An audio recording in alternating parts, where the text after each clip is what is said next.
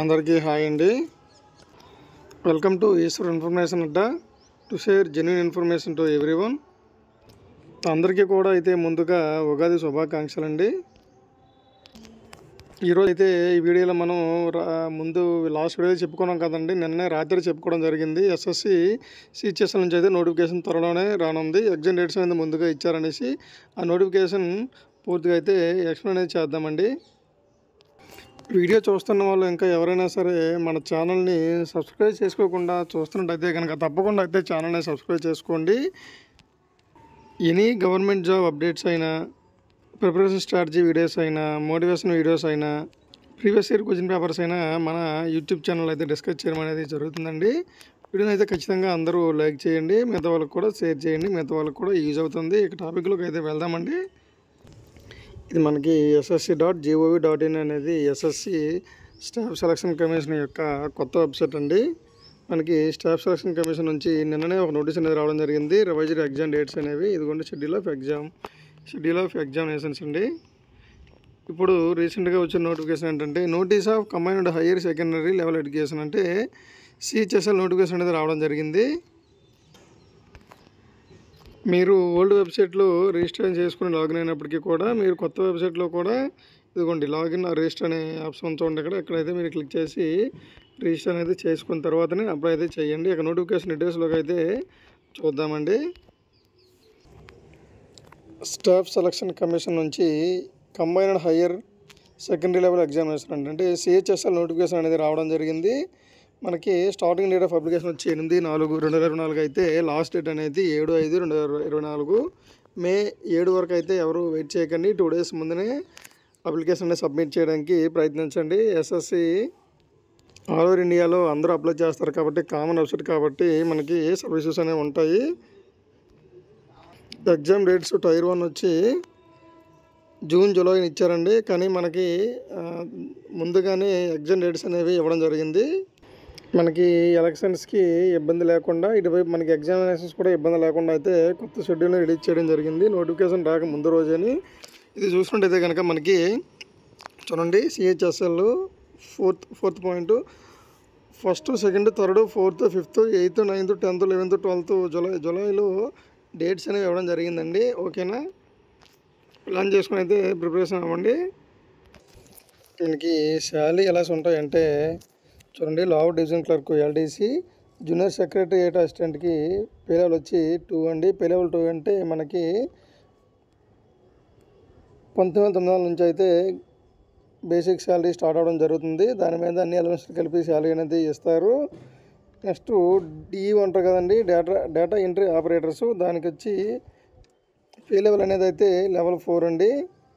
వాళ్ళకి 25,500 నుంచి అయితే బేసిక్ శాలరీ స్టార్ట్ అవ్వడం జరుగుతుంది. అందులోని డేటా ఎంట్రీ ఆపరేటర్స్లో లెవెల్ 5 కూడా ఒకటి ఉంది.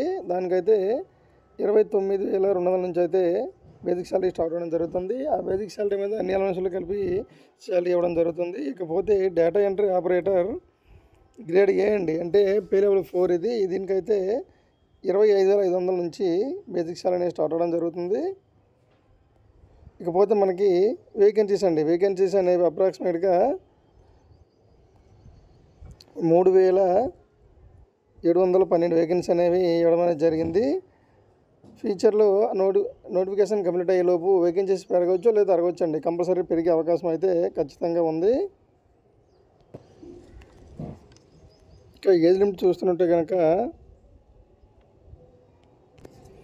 18 నుండి 27 సంవత్సరాలు అయితే ఉండాల్సి ఉంటుందండి. మనం చూసుకుంటే చూడండి, 2/8/1997 అండ్ 1/8/2006 ఈ డేట్ల మధ్యలో అయితే పుట్టి ఉండాలి. ఇకపోతే ఏజ్ రిలాక్షన్ ఎంత అనేసి అంటే చూడండి, ఎస్సీ ఎస్టీ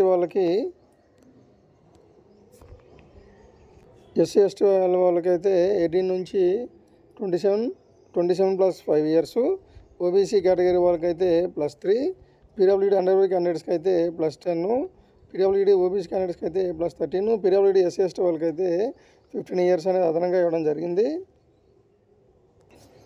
మనకి ఎడ్యుకేషన్ క్వాలిఫికేషన్ చూసినట్టయితే కనుక చూడండి, for data entry operator DEO జాబ్స్కి నెక్స్ట్ DEO గ్రేడ్ Aకి అయితే ministry of consumer affairs and food and public distribution and ministry of కల్చర్లో జాబ్స్ ఇవ్వడం అనేది జరుగుతుంది. వాళ్ళకైతే 12th స్టాండర్డ్ అయితే ఖచ్చితంగా సైన్సు విత్ మ్యాథమెటిక్స్ అయితే అడిగారండి. కంపల్సరీ ఈ 2 సబ్జెక్టులు ఉన్న వాళ్ళు మాత్రమే ఎలిజిబుల్ అవుతారు, లేదా ఆ 2 సబ్జెక్టులకి అయితే ఈక్వలెంట్ కూడా ఎలిజిబుల్ అవుతారు. Next for LDC lower division clerk JSA and DEO grade A except DEO in departmental ministry of mentioned in para above అండి. ఓకేనా, అంటే మనకి 8.1లో పేరాలో చెప్పింది కాకుండా మిగతా రిమైనింగ్ జాబ్స్ అన్నీ కూడా 12th standard or any equivalent అయితే ఎలిజిబుల్ అవుతారండి. డిప్లొమా చేసిన వాళ్ళు కానీ ఇంటర్మీడియట్ చేసిన వాళ్ళు కానీ వీళ్ళందరూ కూడా ఎలిజిబులే, అప్లై అయితే చేసుకోవచ్చు. అప్లికేషన్ ఫీజు ఎంత అంటే ఓబీసీ క్యాండిడేట్స్కి, నెక్స్ట్ అన్రిజర్వ్డ్ క్యాండిడేట్స్కి అయితే 100 రూపాయలండి. నెక్స్ట్ ఫిమేల్ క్యాండిడేట్స్కి, ఎస్సీ ఎస్టీ క్యాండిడేట్స్కి, next PWD candidates and ex service క్యాండిడేట్స్కి అయితే ఫీజు అనేది లేదు. వీళ్ళైతే ఫ్రీగానే అప్లై అయితే చేసుకోవచ్చు.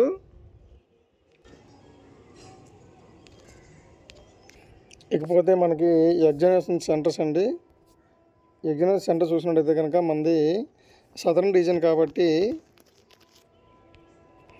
మనకి సదరన్ రీజియన్లో ఆంధ్రప్రదేశ్, నెక్స్ట్ పాండిచ్చేరి, తమిళనాడు అండ్ తెలంగాణ 4 స్టేట్లోనే ఉండడం జరుగుతుంది. మనకి ఆంధ్రప్రదేశ్లో అయితే చూడండి చీరాల, గుంటూరు, కాకినాడ, కర్నూలు, నెల్లూరు, రాజమండ్రి, తిరుపతి, విజయవాడ, విశాఖపట్నం అనేది ఇవ్వడం జరిగింది. ఇవన్నీ కూడా ఆంధ్రప్రదేశ్లో ఎగ్జామినేషన్స్ అండి. నెక్స్ట్ ఇకపోతే పుదుచ్చేరి, చెన్నై, కోయంబత్తూర్, మదురై అవనేవి తమిళనాడులో స్టేట్స్.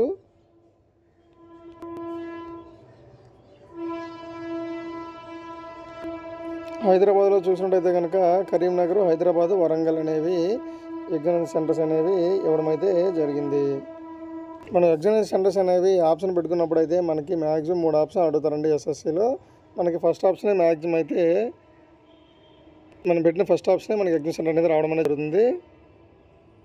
మనకి ఎగ్జామ్ అయితే కంప్యూటర్ బేస్డ్ ఎగ్జామ్ అనేది ఉంటుందండి. టైర్ 1, టైర్ 2 రెండు ఎగ్జామ్స్ అనేవి ఉంటాయి. టైర్ 1 ఎగ్జామ్ చూసుకుంటే కనుక మనకి సిలబస్ ఏంటంటే చూడండి, మనకి ఇంగ్లీష్ లాంగ్వేజ్ గురించి అయితే 25 క్వశ్చన్స్, బేసిక్ నాలెడ్జ్ అయితే అడుగుతారండి. నెక్స్ట్ జనరల్ ఇంటెలిజెన్స్ అంటే రీజన్ నుంచి 25 క్వశ్చన్స్, ఇదైతే చాలా ఈజీగా ఉంటాయి. 25 కూడా పెట్టచ్చు. కాంపిటేటివ్ ఆప్టిట్యూడ్ నుంచి బేసిక్ అథమెటిక్ స్కిల్ నుంచి అయితే అడుగుతాడు. నెక్స్ట్ జనరల్ అవేర్నెస్ ఉంది 25. ఈచ్ క్వశ్చన్ క్యారీ 2 మార్క్స్ అండి. అంటే మనకి ఎవ్రీ సెక్షన్లో కూడా 25 క్వశ్చన్స్ ఉంటే కనుక ఎగ్జామ్ అనేది 100 మార్కులకు అంటే 100 క్వశ్చన్స్ ఉంటే కనుక మనకి 200 మార్క్స్ అనేది ఎగ్జామ్ అనేది ఇవ్వడం అనేది జరుగుతుంది. మనకి ఎగ్జామ్ టైం వచ్చి 1 అవర్ అండి, 60 మినిట్స్. పీడబ్ల్యూడీ క్యాండిడేట్స్ ఎవరైతే ఉంటారో వారికి 20 మినిట్స్ ఎక్స్ట్రా ఇచ్చి 80 మినిట్స్ అనేది ఇవ్వడం అనేది జరిగింది. ఇక టైర్ 1లో మనకి చూడండి ఇంగ్లీషు, హిందీతో పాటు ఎనీ అదర్ ఆప్టెడ్ లాంగ్వేజ్ అంటే మనకి రీసెంట్గా ఎస్ఎస్సీలో తెలుగు లాంగ్వేజ్ కూడా పెట్టడం అనేది జరిగింది. కాబట్టి మీకు నచ్చిన లాంగ్వేజ్లో అయితే మీరు ఎగ్జామ్ అనేది రాసుకోవచ్చు. మనకి నెగిటివ్ మార్కింగ్ కూడా ఉంటుందండి. There will be negative marking of 0.5 అంటే మనకి ఈచ్ క్వశ్చన్ క్యారీ 1 మార్క్ అనుకోండి. 0.25 నెగిటివ్ మార్కింగ్ అనేది ఉండడం జరుగుతుంది. మనకి ఒక క్వశ్చన్కి 2 మార్క్స్ కాబట్టి 1/4 చూసుకుంటే కనుక 0.5 అనేది నెగిటివ్ మార్కింగ్ ఉంటుంది. కాబట్టి జాగ్రత్తగా చూసి అయితే ఎగ్జామ్ అనేది రాయాలి.